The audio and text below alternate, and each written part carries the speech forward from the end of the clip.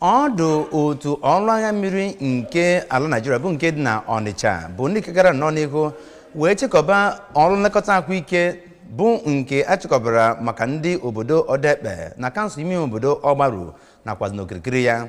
Ya bụ amụ ọrụ nlekọta ahụike bụ nke achịkọbara na Odekpe Primary Health Center bụ nke dị n'ebe ahụ. Emmanuel Chigbata nta aka anyị bụ onye ga-ewetara anya bụ akụkọ n'uso.